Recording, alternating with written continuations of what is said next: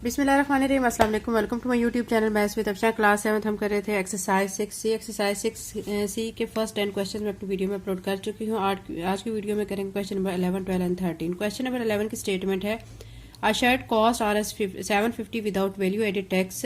एक शर्ट की कॉस्ट आपको बताई जा रही है 750 रुपीज़ है, उसमें वैल्यू एडेड टैक्स ऐड नहीं है।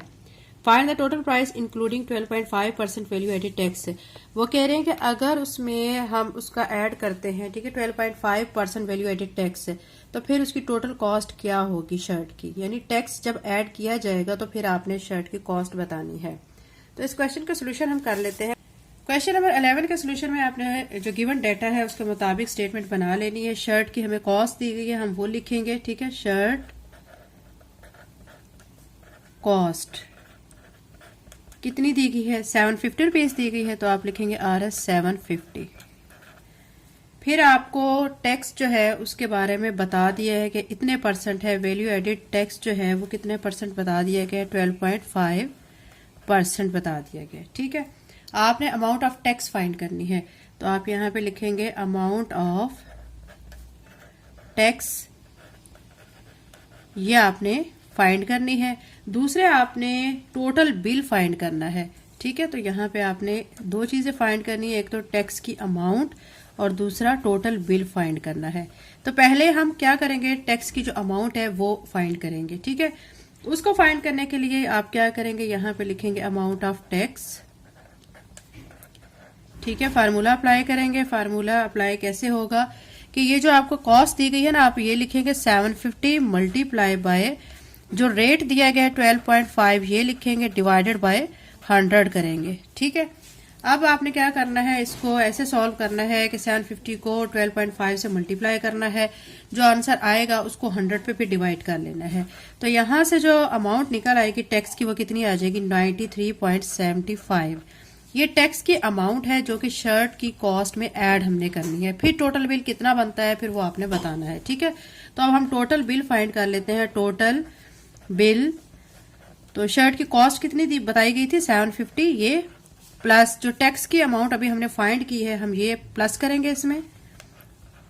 तो अब टोटल जो है कॉस्ट शर्ट की कितनी बन रही है वो अब आपने यहाँ पे इन दोनों को जब ऐड करेंगे ना तो ये बनेगी 843.75, ठीक है। ये कॉस्ट बन रही है शर्ट की टैक्स को ऐड करके। क्वेश्चन नंबर 11 बच्चों कंप्लीट हो गया है। अब हम क्वेश्चन नंबर 12 करते हैं। क्वेश्चन नंबर 12 के लिए आपको मैं स्टेटमेंट दिखाती हूँ और उसके बाद फिर मैं इसका सोल्यूशन आपको बताती हूँ। क्वेश्चन 12 की स्टेटमेंट है, अ बिल्डर चार्जेस RS 57,000। यानी एक बिल्डर है उसके चार्जेस हैं कितने, 57,000 है, उसमें वैल्यू एडेड टैक्स जो है वो ऐड नहीं है। अगर टैक्स 20% होता है तो find the amount of value added tax, यानी फिर आपने टैक्स की अमाउंट को फाइंड करना है और टोटल बिल भी फाइंड करना है। क्वेश्चन नंबर 12 बच्चों सेम है क्वेश्चन नंबर 11 की तरह, इसको भी हम इसी तरह सॉल्व करेंगे। हमें गिवन जो डाटा है उसके मुताबिक हम स्टेटमेंट बनाएंगे और उसके बाद इसका सोल्यूशन कर लेंगे। तो क्वेश्चन नंबर 12 के सोल्यूशन के लिए आप देख सकते हैं बच्चों, यहाँ पे मैंने क्या लिख लिया है, बिल्डर के चार्जेस जो कि कितने हैं 57,000। फिर वैल्यू एडेड टैक्स रेट हमें गिवन है 20%, ये 20% मैंने यहाँ पे शो कर दिया है। हमने फाइंड दो चीजें करनी है, एक अमाउंट ऑफ टैक्स फाइंड करनी है तो क्वेश्चन मार्क लगा लेंगे, टोटल बिल भी हमें फाइंड करना है तो इसके लिए भी क्वेश्चन मार्क लगा लेंगे, ठीक है। फिर अब हमने सबसे पहले क्या फाइंड करनी है, टैक्स की अमाउंट फाइंड करनी है। तो 57,000 मल्टीप्लाई बाय यहाँ पे रेट जो कितना दिया गया 20, तो 20 बाय 100 करेंगे। यहां से अब क्या करें, आप ये 2 0 से कट कर दें, बाकी रह जाएगा 570, इसको आप 20 से मल्टीप्लाई करेंगे। तो जब आप इसको मल्टीप्लाई करेंगे तो इसका आंसर जो टैक्स की अमाउंट है वो आ जाएगी 11,400 रुपए, ठीक है। यानी 11,400 रुपीज आ गई है, ये टैक्स की अमाउंट आ गई है। अब हमने क्या करना है, टोटल बिल भी फाइंड करना है। तो हमें जो शुरू में अमाउंट दी गई है, ठीक है, 57,000 दी गई है, उसमें ये जो हमारा टैक्स आया ना इसको हम ऐड कर देंगे तो टोटल बिल आ जाएगा। तो टोटल बिल के लिए आप देख सकते हैं यहाँ पे मैंने 50,000 लिखा है प्लस 11,400 लिखा है, दोनों को ऐड किया है। तो ऐड करने के बाद टोटल जो अमाउंट है वो कितनी आ चुकी है आप देख सकते हैं, RX 68,400, ठीक है। ये इसका आंसर आ चुका है। क्वेश्चन नंबर 12 भी कंप्लीट हो चुका है। क्वेश्चन नंबर 13 करते हैं। एक्सरसाइज बहुत ईजी है, आपने पूरी तरह फोकस करना है तो आपको बहुत अच्छी तरह से इन क्वेश्चन की समझ आएगी। क्वेश्चन नंबर 13 के लिए बच्चों आप देख सकते हैं कि यहाँ पे जो हमें क्वेश्चन गिवन है, वैल्यू एडेड टैक्स यानी आपको of 15% was charge on an item, यानी एक आइटम है, ठीक है, उस पे टैक्स कितना लग रहा है, वैल्यू एडेड टैक्स 15%, ठीक है।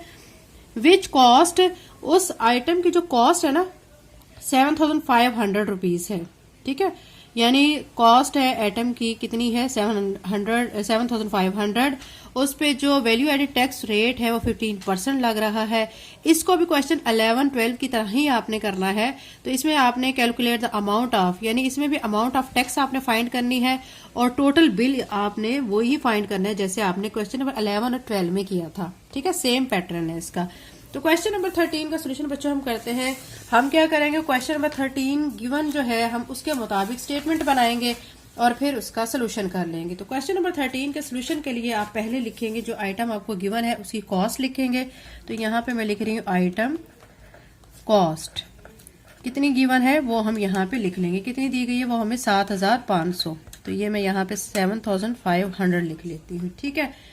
वैल्यू एडेड टैक्स रेट वो हमें कितना दिया गया है क्वेश्चन में 15% दिया गया है, ठीक है। ये लिखने के बाद फाइंड आपने दो चीजें करनी है, आपने क्या करना है अमाउंट ऑफ टैक्स ये आपने फाइंड करनी है, दूसरा आपने क्या फाइंड करना है टोटल अमाउंट फाइंड करनी है। तो यहाँ पे आप लिखेंगे टोटल अमाउंट या टोटल बिल, ठीक है।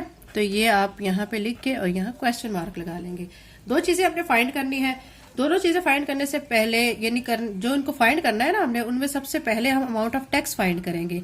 जब अमाउंट ऑफ टैक्स आ जाएगी तो इस अमाउंट को इस अमाउंट में, ठीक है, जो कॉस्ट है उसमें ऐड कर देंगे तो टोटल अमाउंट हमारे पास आ जाएगी। तो अभी मैं अमाउंट ऑफ टैक्स जो है वो पहले फाइंड करती हूँ। यहाँ पे मैं लिखूंगी अमाउंट ऑफ टैक्स, ठीक है।